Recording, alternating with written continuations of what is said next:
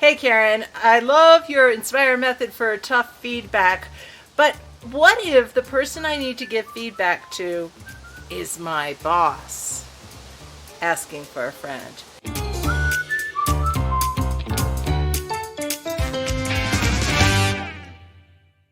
So it's interesting, this question came in on a blog post comment, and I thought, oh, surely let me just link to the times that we've answered this question. And here's the interesting thing. As many times as David and I have answered this question in our leadership development programs, we never actually wrote about it. So we're going to take care of that. But in the meantime, want to answer this question. First, I think a really important thing here, whenever you're dealing with managing up or giving upward feedback, is to really ground yourself in this thought. Your boss is an imperfect human being doing the best they can, just like you.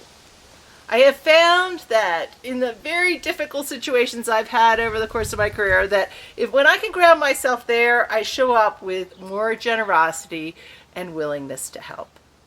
The second thing, grounding concept, I would say is, please know that it is highly unlikely, unless your boss is a psychopath, and statistically that seems unlikely, that your manager woke up, brushed their teeth in the morning and said, you know what I want to do? I'm going to find out ways to really tick off the team. Just unlikely, right? So it may be possible that they are unaware and really needing your insights and feedback. The third grounding thing I will share is, in our leadership programs, David and I are consistently asking this question. If you truly knew someone cared about you and your career and the success of the team, and they had some difficult feedback to share, would you want to hear it? Now, consistently, we've been doing this for years. 100% of the people raise their hand and say, yes, of course I wouldn't want to hear that feedback. You know who's in that room? Managers.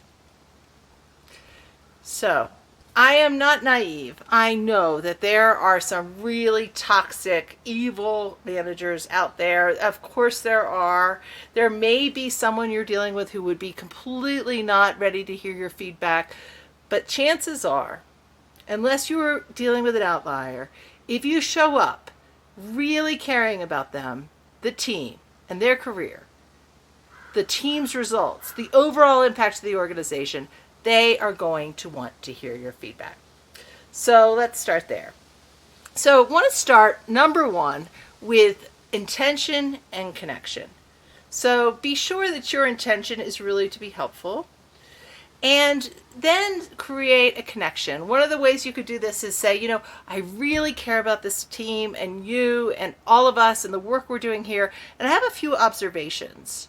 Would you be interested in hearing some feedback? Or would you be interested in hearing my perspective? Next is create space. Find a time that you can do this in private.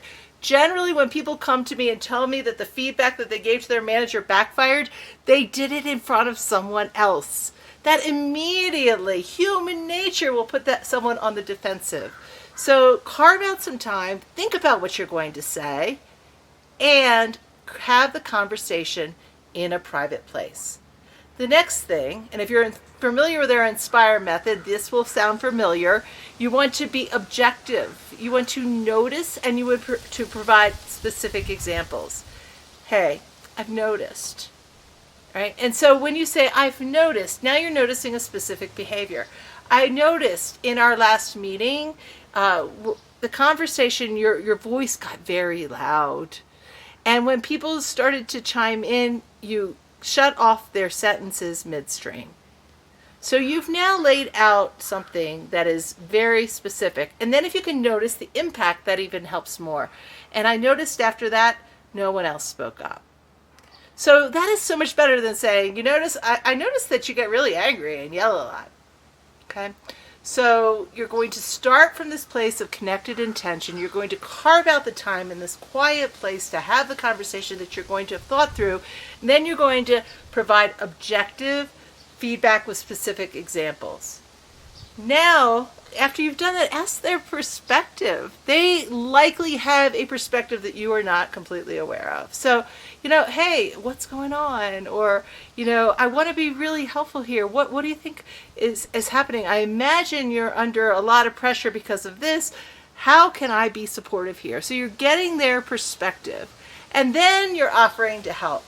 Now, this may seem counterintuitive. It's their problem. They're the boss. But if you can come from that place of humility, they are much more likely to say something like, yeah, you know what? There's nothing you really do. This is my issue. I really need to deal with it. Or they may actually have some ways that you can help, which would even be more helpful. And then finally, you want to schedule the finish. Now, if you're familiar with our Inspire method, one of the things that we always recommend, if you are giving a feedback conversation to your direct report and you're talking through it, you want to schedule a time to talk about the behavior again. Now you could say, oh yeah, now how am I going to do that with my boss? I think it could go something like this. Say you're talking about feedback in about a meeting and how the meetings have gone.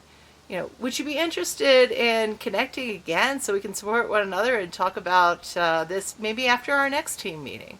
It can be casual. So the idea here is you are not setting the behavior, you're not telling your boss what to do, but you are showing up in the same supportive way that you would be doing if you were having an Inspire conversation with a direct report or a peer. You're just approaching it from a, hey, I am here to help you, but then you're still noticing, you're inquiring, you're probing, you're getting underneath their perspective, and you are engaging in a very healthy dialogue. So those are a few of my thoughts. What would you add?